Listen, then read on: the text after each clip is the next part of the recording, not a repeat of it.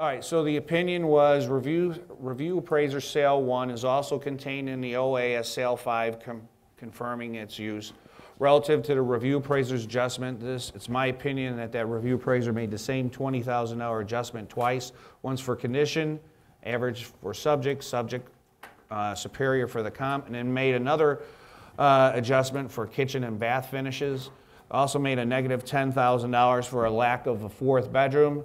Clearly, homes of similar size that have 3 versus 4, a buyer would pay a premium. This should have been addressed. I did prepared sales on review appraisers comps 2 and 3 and extracted out a $13,150 adjustment for the bedroom, just let's say $13,000. I also disagree with the review appraiser's opinion that the $5 adjustment for lot size in light of my opinion at $950 for surplus land. Correcting these major adjustment errors by the review appraiser would result in the following. The review appraiser's original value conclusion was $400,000. After we correct the $20,000 for the duplicate adjustment for condition, $13,000 to adjust for the 4th bedroom, and $16,740 to correct for the surplus land, gives you $49,700. That actually increased the review appraiser's comp to $480 to $460,840, 5% within the OA's adjusted value on the same comp. It's within a 5%, well within generally accepted standards. The point here is what I'm doing is, what I'm providing here may not be 100% technically correct, but what I'm doing is I'm bringing enough question to light on the review appraiser's approach and saying that, and what I'm doing is I'm discrediting and I'm not giving them a lot of weight, and I'm saying what was wrong with their value opinion on here, where by the time we get done with it, there really isn't an issue with the value whatsoever. This is another one. Review appraiser's sale is similar, but was 460 foot smaller than the subject, 25% smaller. The review appraiser's 46 line item adjustment exceeds Fannie Mae's 10% line adjustment, along with 27% gross. So therefore, this sale shouldn't have been used for a comp. So I'm going right back to Fannie Mae and say, your review appraiser gave me a sale that is exceeding your own guidelines. So that shouldn't have been used. Now, review appraiser sale 3 is also smaller, requiring a large 10% line adjustment. The net was 16.8. So that exceeded there. Further, the property was sold. I like this one. I was kind of gripping on this one, but I just threw it in. The property seems to have been sold at a price significantly below the market norm. The property was listed on 1/21/08, had a contract on 1/30/08 after 30 days.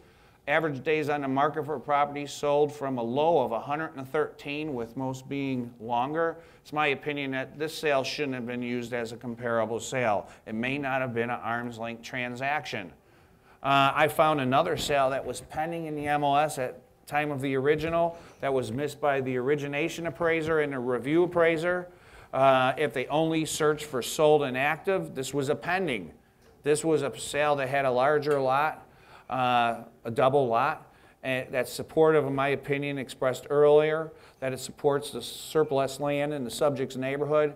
My adjusted opinion of value was $471, blah, blah, blah, using only $7 excess land, which is at the lower end. And then I go ahead and show it, and I make my adjustments on there, and my final opinions were, it's the opinion that the review appraisal provided by Fannie Mae was flawed for the multiple reasons cited in the letter. I agree that 3 of the OA comps should not have been used. It's my opinion that OA 1, 4, 5, and 7 are all valid comps and located in the neighborhood. If we average the newly identified comparable along with the adjusted values of 1, 4, 5, and 7, the original estimated fair market value of $485 would increase to $486 using the same weighted average technique in the appraisal. The point with both Tim's example and my example is there's different ways to approach it, all right? In both of our examples, we both used, we relied on our experience, and we relied on our skill set, and we were able to rely on educating the complainant. all right? And by providing support, even though my paired Excel, my 2 paired sales that I showed and the one that I did in my work file, may not have been 100% correct. It might have been like 92% correct because I saw a mistake when I was just looking at it up there. Being filmed. That's all right.